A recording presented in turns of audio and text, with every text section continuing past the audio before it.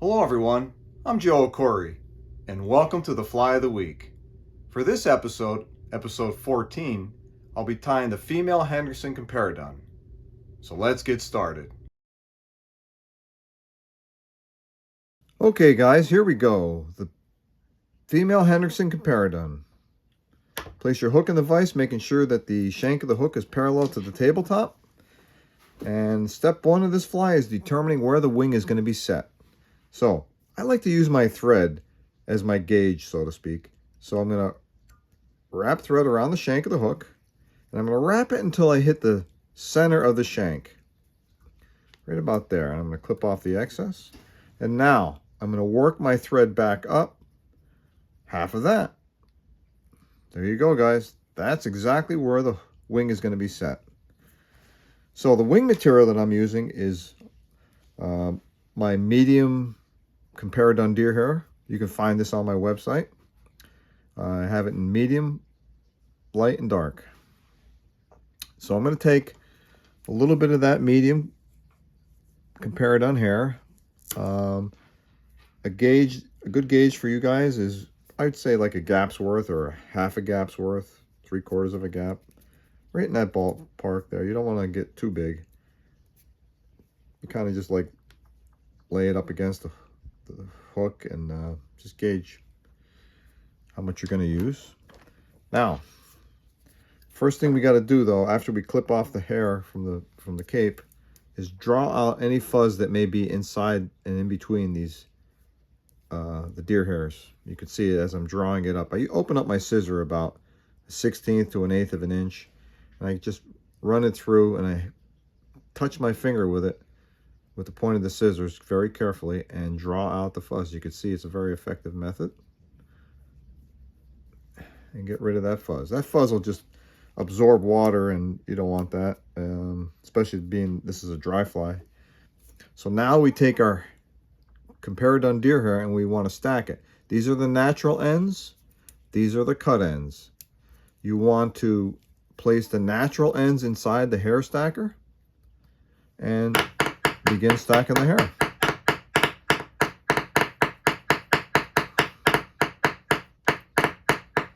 Okay, let's see what we got. Should be really good. Let's see. Carefully take out. Yeah, nice. Look how sharp that edge is. It's almost perfect. We got one little wild hair there. There we go. Now, we always want to pull that deer hair out in the direction the wing is going to be going. So that looks good. A couple hairs there that are out of alignment. Now, so we have our deer hair, and we know where we're going to place the wing. We have our point where we're going to set it. I'm going to spin my bobbin to tighten the thread a little bit. Now, this is the technique that I've been telling you guys to pay attention to. It's a technique that I developed well over 30 years ago, and it goes as such. Here we go. We measure the length of the wing, which is equal to the shank of the hook, including the eye. Put that in that sweet spot that we found earlier with the thread. And you want to wrap your thread around the wing or the deer hair 8 or 10 times. All right, now what you're going to do is take those wraps off. And the purpose of that was to put a little crease in the wing. As you could see, that crease is well defined. You can see it right there. So now, with our thread tightened up, I'm going to find that sweet spot again, and notice how deep the thread goes with barely a full wrap. It's already where the 10th wrap was, or the 8th wrap, whatever, how many wraps I put in there. And you want to be as close to the shank as possible, and that's why I had you put a crease in the wing or compress that hair. So now you're really tight against the shank of the hook, and now you're going to let this spin all the way around. I'm doing it in slow motion for you guys, and secure it. And you can see, I'll point it toward the camera a little bit. It's spun 360 degrees around the shank of the hook, and that's critical. The reason why I say it's critical is because what I did there, traditional Compara wings are tied. The wing is tied on top of the shank of the hook, and when you secure it and you clip off the excess deer hair, it leaves a huge bump behind it. And, you know, you don't notice it that much when you're tying 10s, 12s, 14s.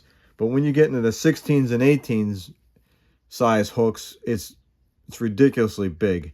And it's almost impossible to tie a Compara using that style or that technique on an 18 or 20, because it just leaves you with that big bump. But this method is what it does is distributes that bump 360 degrees around the shank of the hook, thus eliminating the bump. You literally distributed the bump all the way around the hook. And I'm going to prove it to you. Take your scissors, clip the excess deer hair off on a sharp angle, all the way around. Maybe four or five clips you might need. Just take your time. Don't clip the thread hanging down. I've done that a couple of times. So there you go. We got rid of most of the bad stuff. A couple wild ones there. Now wrap your thread and secure the wing. Get rid of a couple more of those ends. There. No bump, guys. It's more of a taper. It's perfect. So that being said, I'm going to tilt the camera, the fly to the camera, and I'm going to show you what I'm doing next. I'm going to gather this wing up that's 360 degrees around the shank of the hook, and I'm going to begin to dam up some thread in the front of the wing. Okay? Doing so is going to stand this wing up perfect. Give it a little tug.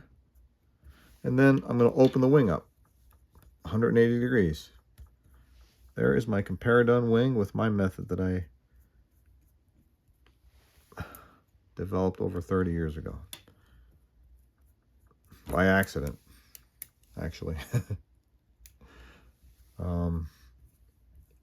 That's another story.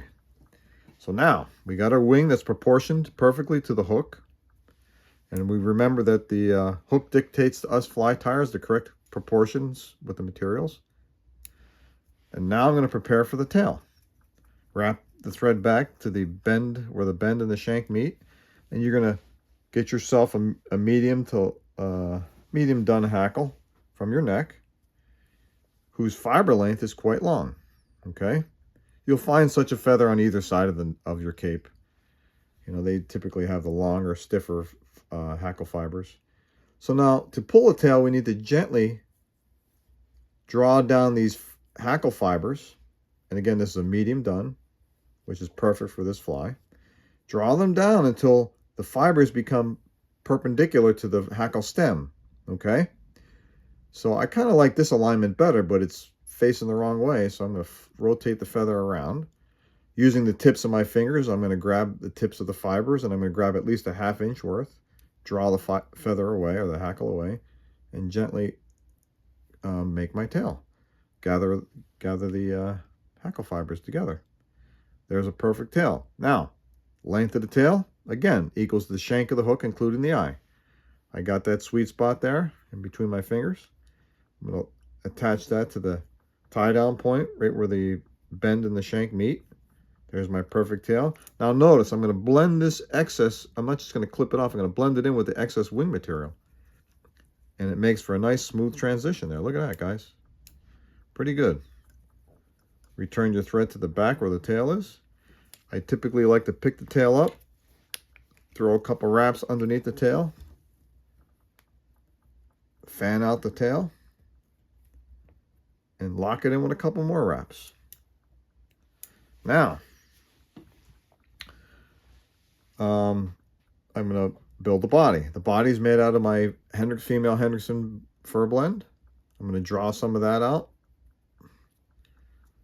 and start dubbing some on my thread. I like to wet my fingers just a little bit. None of my blends need wax, so a little bit of saliva goes a long way. Look how fine I can dub that down. Perfect dubbing noodle there, guys. Slide that into position and begin to build your body. Okay, I'm going to pick the tails up, put a wrap underneath the tails. Keep that fan going there. Yep, very nice. And gradually build your body. Slightly overlap each wrap. And I'll clean it up as needed. Keep building your body. I'm making the loops of the wraps tighter and tighter so I build a nice taper. It's looking good. I'm pulling quite hard. You could see the hook moving. Okay, I'm going to get a little bit more fur blend here. Dub some more on the thread. A little bit. You don't need much. You can see how nice and fine that dubbing noodle is. Slide that into position. Draw your wing back again. Build a little bit up in the front. Pick your wing up, position it nice, fan it out the way it was. Maybe throw a loop in the wrap in the back, and the remainder in the front. Tie your little base for your knot. Wrap your base for your knot and tie your knot. There you go, guys. Female Hendrickson Compara done.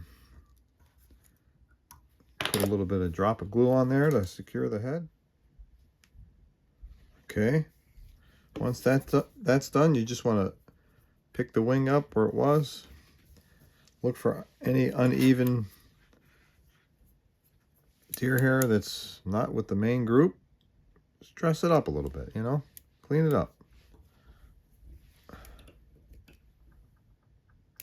Couple there. One more here. There you have it. Pretty much done there. Well, one tail fiber out of place. There you have it, guys. Oh, one more. Female Hendrickson Compara done. Thanks for joining me, and I'll see you in the next episode. Tight lines, guys.